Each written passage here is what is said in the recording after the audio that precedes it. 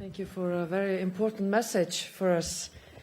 Our next speaker is Anders Bolmstedt. He is from the region of Västra, Götaland.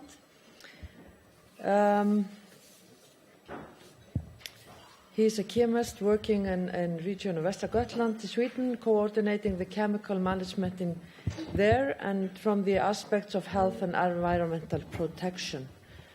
And we have here some slides. Hello, can you hear me? Welcome. Thank you. No coffee break. Okay. If you want to stand up, just 2 seconds.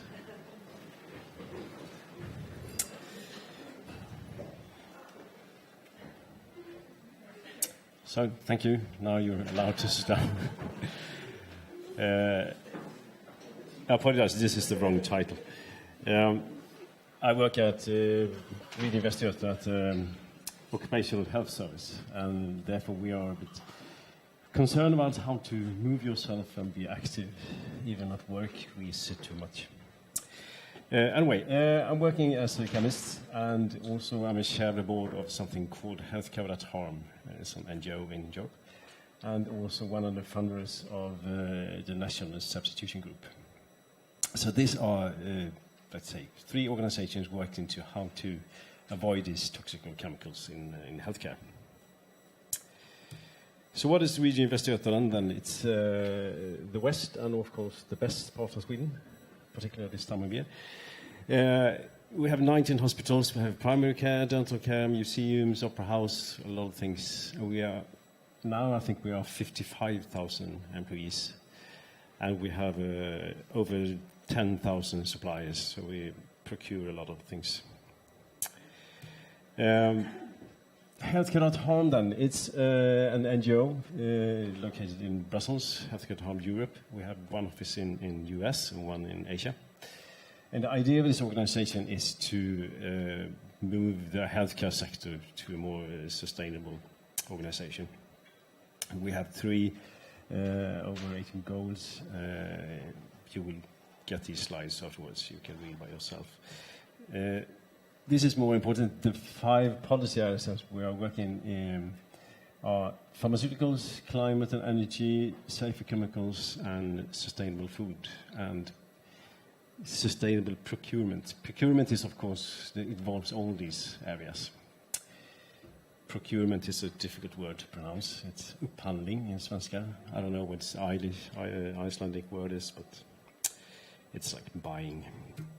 I really recommend you to check out the website for Healthcare Without Harm. You can find webinars, reports, and things like that. It's really informative. You can also follow us on Facebook or Instagram. Then chemicals. How to deal with chemicals in the healthcare sector.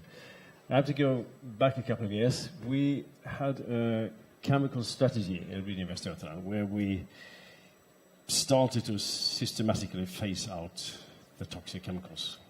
And this was more or less the starting point, when we had small premature children with these tubings in their nose, and when they removed these tubings, they were stiff. And then the plasticizer had obviously migrated into this very small body size. And as you've heard before, that's not a good thing. So that was the starting point. And then we have to discuss chemicals. Where do we find chemicals in the healthcare sector? Of course, pure chemicals in lab facilities. We also have chemicals in mixtures. You often forget these, but you have thousands of them in the hospital. And you can look in your own garage. I promise you can find some. And then we have articles, medical devices, for instance, syringes, all these tubings you put into your body. We have medical gloves. Region Västra Götaland buy 70 million of these disposable gloves per year. It's a huge amount of plastic.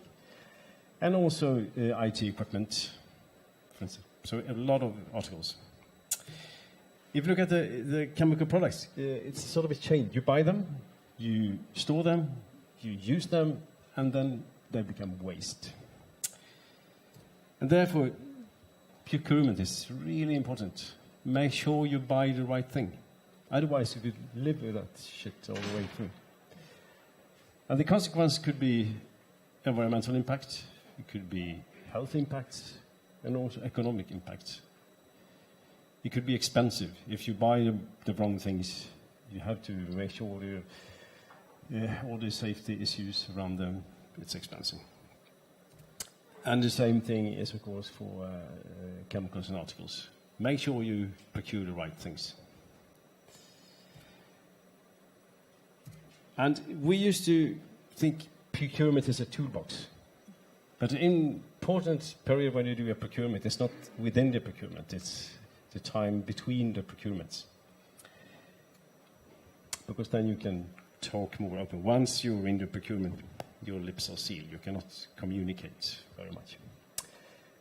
But on the local level, in Reading Västra, we have something called GMPI. It's a group that makes sure that in every tender or every procurement we make, we have a certain group of experts. And in this group, there should be one person at least taking care of the health and environmental aspects in the procurement.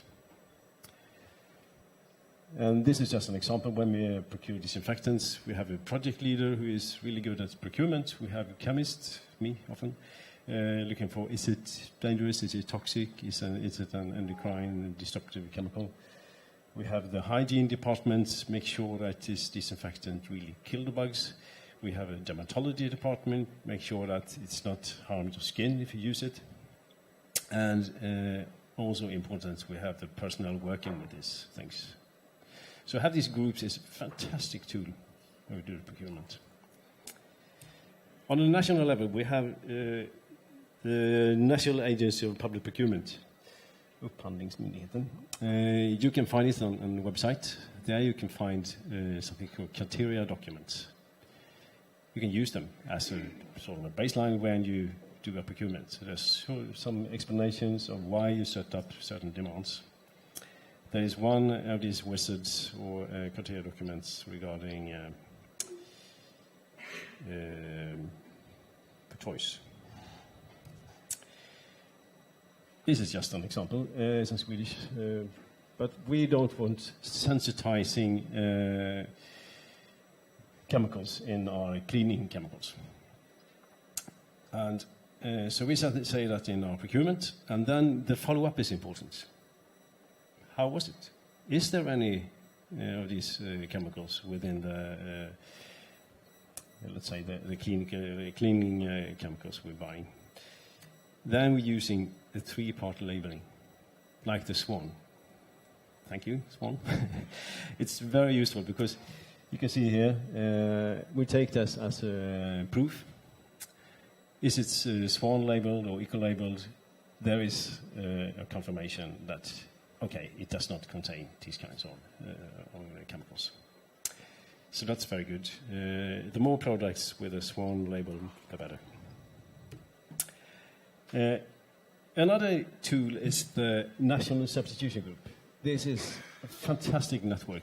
We are a network consisting of regions, not county councils, we don't have any more, just regions, universities, and we share good examples, we share experiences, good and bad. And we have actually made a substitution list. If you work in healthcare, you can find it on the website. And quite recently, we want to harmonize our demands in Sweden. If all the regions in Sweden say the same thing, then we are a bigger, much more power. This is just a slide showing what the harmonizing document could look like. These suggestions for requirements. It's not a legal document, it's just suggestions. Like CMR compounds, for instance, we say they should not be actively added, and you should have these hazards like cancerogenic, mutagenic, reproduction, toxics. We also have suggested criteria. And what we want to do is to take these experiences and good examples and share it with other Nordic countries. I was yesterday in Landsbytare here in Reykjavik. We have now an application to the Nordiska ministerrådet. What's it in English? Nordic minister. No, anyway, we want to make this more Nordic, that we can, all the Nordic countries can set up the same kind of demands. And maybe in the future, we, by the use of the office in Brussels for healthcare at home, we can also spread this to other Europe countries, the European Union. Another tool I want to really advise you to have a look at is Chemsec Marketplace. That's a website where a company, okay, we have a device like this. It does not contain any phthalates, for instance, and they can put it on that website. On the other hand, if I want a device like this, but I want it without phthalates. Does it exist on the market? You can put up a request. We want this without a phthalate. So have a look at that website and read about Chemsec. It's a really good thing. A few words about toys. We had a project in Västra where we call it the toxic-free waiting room. So we went out in our waiting rooms and looked for what can we find there. And we found a lot of toys like this. And so we put them away, of course, immediately. We also found some old toys. The staff at the department, they brought some toys. Their own kids have grown up, and they put them in the waiting rooms. And we can find really old plastic toys with all these forbidden phthalates, so we remove that. Now we want to procure more safe toys for the waiting rooms. And then we have toys for consolation. If you had your vaccine, you did not cry too much, you were very brave, and after that you got a small slimy lizard produced in China or whatever, which you can put in your mouth the whole way home. Nobody knows what it contains. So that's something we really want to look at. And I don't know if you have the same problem in Iceland, I can guess. So. Especially if we go to dentists, where we procure all the products for dental surgery and all that kind of things. These toys are included, but there's no control of what it contains. And there's a new project started in Sweden very recently. They want to look at medical devices close to children. What kind of chemicals do they contain? One example is soft plastic close to skin, or plastic that we call it invasive plastic, that you put to the body, or plastic where something's passing before it comes into the body. And what they're going to do is they're going to select a couple of devices like this and send them for analysis. What kind of chemicals do they contain? And they look for chemicals that they have said in their procurement that they want to avoid, like SVHC, there's substances of very high concern, or certain phthalates, or EDCs, and things like that. And when they get these results, they can share it in this substitution group. So we can share this data, and that could have two effects. One is that they find things that the supplier said it should not contain this and that, but we can prove, wow, it contains. You have to go back and do your lesson. And the other thing, we can tell the suppliers that we are doing this now. So make sure that you follow our demands. So it's something psychological. We can sort of scare the market. But we really look into what they are giving to us. So to summarize this, I really want to say, do not reinvent the wheel. I mean, we sit there and we do our procurements in healthcare. And if everyone is trying to do this from square one, it takes a lot of time, costs money. So build networks, learn from each other, share experience, and find inspiration. And dare to set up quite high demands. Because sometimes it's, you cannot put these demands, there are no suppliers that could give us this, no, it will be too expensive.